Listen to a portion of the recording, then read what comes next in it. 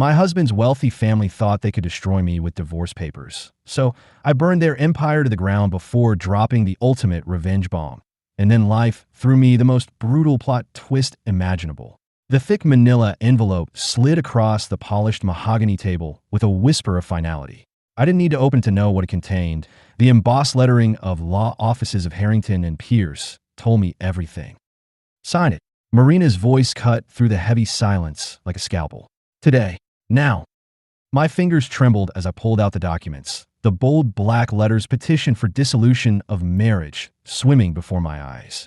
The date stamp showed they'd been filed a week ago, while I'd been planning Daniel's birthday party. Daniel sat stiffly beside his mother, his usually warm hazel eyes now cold and distant. The gold wedding band I'd placed on his finger 3 years ago caught the light mockingly. Daniel, my voice cracked. You're not even going to look at me? His sister Lillian snorted, swirling her gin and tonic. What's there to say? You were a placeholder from the beginning. Marina's lips curled into something between a smile and a sneer. We warned him you'd never fit in, but he had to play the rebel. She pushed a pen toward me. Consider this our mercy. The room tilted. The crystal glasses, the heirloom silverware, the oil portrait of the Montgomery ancestors judging me from above, it all blurred into a nightmare. Then I remembered. The late nights Daniel claimed were business meetings. The way his phone always seemed to face down lately. The hushed conversation I'd overheard last month between Marina and their family lawyer. My hand steadied. Reaching into my Birkin, I pulled out my own envelope, thicker, heavier. It made a satisfying thud as it hit the table, making the water glasses tremble. Lillian's drink froze halfway to her lips. What's this? Marina snapped. My counteroffer. I flipped open the folder, revealing 3 neatly tabbed sections. Divorce papers for my attorney. Documentation of Daniel's affair with his assistant, complete with timestamps and credit card receipts. And, I paused, savoring the moment, the forensic accounting report on Montgomery Holdings offshore accounts. Daniel turned ashen. How did you really think I'd spend 3 years in this viper pit without learning to protect myself? I tapped the financial documents. The IRS would find these numbers very interesting. Marina lunged for the folder. I slammed it shut an inch from her grasping fingers. You wouldn't dare, she hissed. I leaned forward, my voice dropping to a whisper. Try me. The grandfather clock in the corner ticked loudly in the sudden silence. Daniel's breathing had turned ragged. Lillian looked like she might be sick. I stood, straightening my blazer. You have until 5 p.m. tomorrow to withdraw the petition. After that, I smiled sweetly. Let's just say the SEC has a very helpful whistleblower program.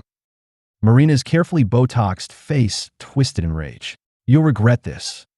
I paused at the door, turning back one last time. No, Marina. The only regret in this room is yours for underestimating me. The sound of shattering crystal followed me down the hall. I didn't look back. The game had changed. And for the first time in 3 years, I was holding all the cards. The steering wheel burned under my white-knuckled grip as I peeled away from the Montgomery estate, tires screeching against the cobblestone driveway. In the rearview mirror, the wrought iron gates seemed to snarl after me like bared teeth.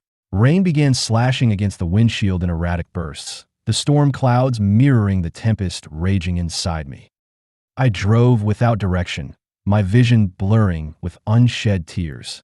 The adrenaline that had carried me through that horrific confrontation was fading, leaving me trembling and hollow. Every nerve in my body felt frayed, every breath coming in short, painful gasps.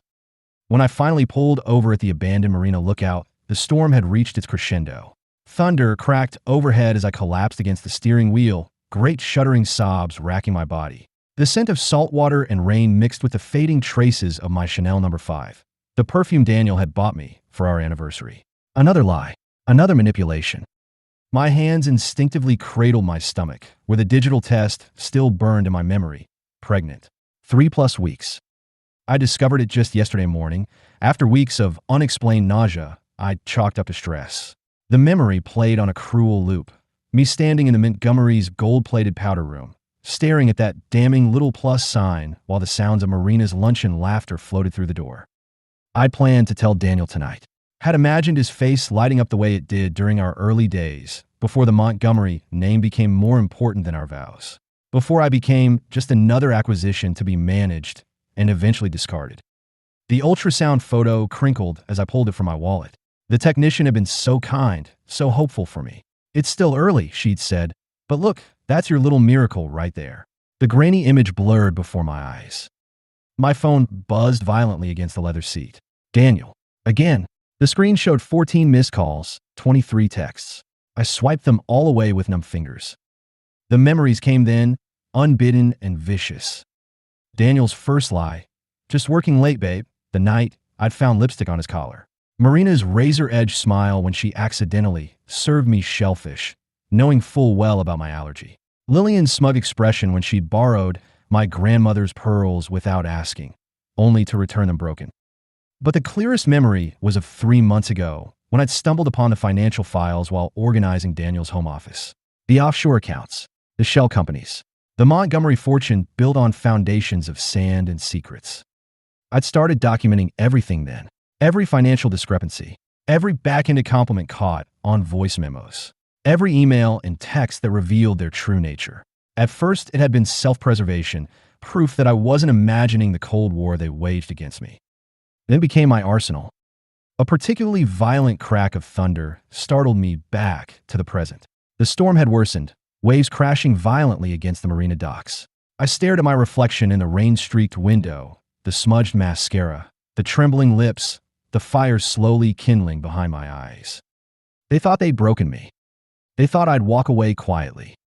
My fingers traced the ultrasound image one last time before tucking it safely away. The Montgomerys would never lay claim to this child, would never poison another generation with their toxicity. As I turned the key in the ignition, a strange calm settled over me. The tears had stopped. The shaking had ceased. Let them call. Let them beg. Tomorrow, they would learn what happens when you mistake kindness for weakness. And I would make sure they never forgot it. The morning sun cut through my apartment windows like a knife, sharp and unforgiving. I hadn't slept. The bed, our bed, felt too large, too empty, the ghost of Daniel's presence still clinging to the sheets. But the exhaustion that should have weighed me down had instead sharpened me into something lethal. I stood in front of the mirror, staring at the woman looking back. Dark circles under her eyes, lips pressed into a bloodless line. But her gaze, my gaze, was steady. Today, the game changes. My phone had blown up all night. Daniel's calls, Marina's voicemails, first threatening, then pleading. Lillian's hysterical texts. I'd silenced them all. They could wait. They would have to wait. I dressed carefully, a tailored black pantsuit, stiletto heels that clicked like a ticking clock. The diamond earrings Daniel had given me for our first anniversary. A petty touch, but I wanted them to recognize every piece of armor they'd helped me forge. The folder sat on my kitchen counter, fat with evidence. I flipped it open one last time, running my fingers over the contents. Divorce papers drafted by my lawyer, not theirs. Photographs of Daniel and his mistress, time-stamped and annotated. Bank records tracing the Montgomerys' hidden offshore accounts. Recordings of Marina casually discussing tax evasion over brunch. And, tucked in the very back, the ultrasound. My ace. I snapped the folder shut. Montgomery and Associates, 9:15 a.m. The elevator ride to the top floor felt like ascending to a throne. The receptionist, a sweet girl named Emily who had always slipped me coffee when Marina wasn't looking, gasped when she saw me. "Mrs. Montgomery, Mr. Montgomery said you were." Indisposed, I finished for her, smiling. How kind of him. I didn't wait for an announcement. I pushed through the double doors of the executive suite like a storm making landfall. The room froze. Daniel stood at the head of the conference table, mid-presentation, his face draining of color. Marina, perched like a vulture at his right, actually dropped her pen. Lillian, predictably, was the first to break the silence. "What the hell are you doing here?" I didn't answer. I just walked, slow, deliberate, to the empty seat at the table and set my folder down with a thud that made several board members flinch. "I believe we have unfinished business." Daniel's voice was a hoarse whisper. "Evelyn, not here." "Oh, I think here is perfect." I turned to the room, smiling at the sea of confused executives. "Gentlemen, I apologize for interrupting, but I'm afraid my husband and his family have been keeping secrets. Big ones." Marina shot up. "You vindictive little bitch." I clicked open my briefcase. And then, one by one, I laid my cards on the table. It took less than 15 minutes for the room to erupt. The CFO nearly choked on his coffee when I projected the offshore account ledgers onto the screen. The head of PR started dialing his phone frantically when I played Marina's voice, clear as day, bragging about creative accounting. Daniel looked like he might vomit. "This is private," he hissed, grabbing my wrist. I yanked free. "Not anymore." Then I dropped the final bomb. "And just so we're clear," I said, pulling out a single sheet of paper, "this is a restraining order. Effective immediately. You come near me again, and I release everything to the press." Lillian actually screamed, "You can't do this." I leaned in, close enough to smell her overpriced perfume. "Watch me." I left the building to the sound of chaos behind me. Shouting, phones ringing, Marina's shrill demands for damage control. The late morning sun hit my face as I stepped onto the sidewalk, and for the first time in years, I felt light. My phone buzzed. A text from an unknown number. "You win. Name your price." I smiled, slipping the phone back into my pocket. "Oh, Daniel, you still don't get it. This wasn't about winning. This was about burning their kingdom to the ground." The silence in my penthouse was so absolute, I could hear the ice melting in my untouched bourbon. 3 days. 72 hours since I'd walked into Montgomery & Associates and burned their empire to the ground. The media frenzy had been immediate. Wall Street Journal headlines screaming Montgomery Empire in freefall. TMZ posting grainy security footage of Marina being escorted from her office by federal agents. I trailed my fingers across the cold marble countertop, my reflection fractured in the floor-to-ceiling windows. The city glittered below like a nest of vipers, unaware that their queen had already been dethroned. My phone lit up with yet another call from unknown. I swiped it away with a flick of my wrist. They'd been calling non-stop since the SEC raid. Daniel's lawyers, Marina's desperate proxies, even Lillian's hysterical fiancé. The intercom buzzed. "Ms. Everhart," my doorman's voice crackled with tension. I know. I didn't need to hear the name. I've been expecting this visit since the moment I walked out of that boardroom. Send him up." The penthouse elevator's chime echoed like a death knell. When the doors slid open, Daniel Montgomery looked like a man who'd aged a decade in 3 days. His Brioni suit hung loose on his frame, the navy fabric wrinkled as if he'd slept in it. The Golden Boy CEO who'd graced Forbes covers and now had 5 o'clock shadow creeping across his hollowed cheeks. "Evelyn." His voice was raw, stripped of its usual polished arrogance. I didn't move from my perch at the windows. "You're blocking my view." He took an unsteady step forward. The scent of stale whiskey and desperation clung to him. "They've frozen all our accounts. The board voted unanimously to remove Mother as chairwoman. Lillian's," his throat worked. "Her wedding's been canceled. The Van Holtens withdrew their investment." I sipped my bourbon, letting the burn distract me from the satisfaction curling in my chest. And Daniel's knees hit my hardwood floors with a painful thud. The sight should have thrilled me. The mighty Daniel Montgomery brought to his knees literally in my foyer. But all I felt was a hollow ache where love used to live. I fucked up. His breath came in ragged gasps. "God, Evelyn, I was blind. Mother manipulated me, but that's no excuse." "Stop." My stiletto tapped against the floor as I approached him. "You don't get to blame Marina for your choices." I crouched until we were eye level, close enough to see the broken capillaries in his bloodshot eyes. "You chose to cheat. You chose to serve me those papers. You chose your family over me every single time." His fingers trembled as they brushed my knee. "I'll fix this." "I'll fix what?" I jerked back, laughing. "The tax fraud? The embezzlement? Or maybe you'll unscrew your assistant." My voice dropped to a whisper. "Take off your ring." Daniel's hands shook as he worked the platinum band off his finger. The same hands that had promised me forever now left smudges on the metal as he offered it to me.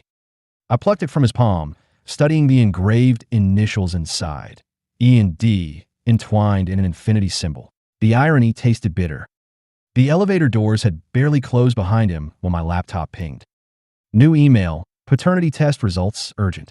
My fingers hovered over the trackpad. I'd sent the test the morning after the boardroom massacre, using the DNA sample kit my OBGYN had provided. The results would change everything. I opened the attachment.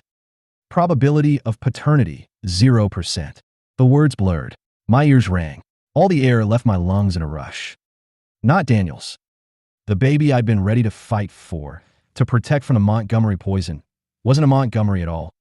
Glass shattered as my bourbon hit the floor. The amber liquid spread across the tiles like blood, seeping into the grout. I pressed a hand to my stomach, my mind racing through possibilities. There had only been one other man. One night. And he'd ruined me far worse than the Montgomerys ever could. The paternity results still glowed on my laptop screen when the first raindrops hit the penthouse windows. 0%. The clinical finality of it left no room for denial. My fingers trembled as they traced the curve of my stomach, where a life grew that carried no Montgomery blood. 3 knocks sounded at my door, precise, deliberate. I knew that knock. Alexander Kane stood in the hallway, water beading on his cashmere overcoat. He didn't wait for an invitation. "You took longer than I expected," he said, shrugging off his coat to reveal a suit that probably cost more than my divorce settlement. The scent of his cologne, bergamot and something darker, filled the space between us. I remembered that scent from the gala, from his hands sliding up my thighs in the elevator, from the way he'd whispered mine against my collarbone. "You knew." My voice sounded hollow even to myself. "Of course." He poured himself a drink from my bar, the ice cracking like bones. "Did you really think I'd let Daniel Montgomery raise my child?" Rain streaked the windows behind him, distorting the city lights. I saw the calculation in his eyes, the same look he'd given Daniel across countless boardroom tables. Alexander had always been the smartest person in any room, and right now, this room was no exception. "What do you want?" He set down his glass with deliberate care. "Everything you took from them. The documents, the recordings, the offshore account numbers. And if I refuse?" Alexander smiled, the kind of smile that made Wall Street analysts break out in cold sweats. He reached into his breast pocket and produced a single photograph. Lillian Montgomery leaving a private clinic, her hand resting on her stomach. "Your sister-in-law is 14 weeks pregnant," he said conversationally. "The press will have a field day with the timeline, don't you think?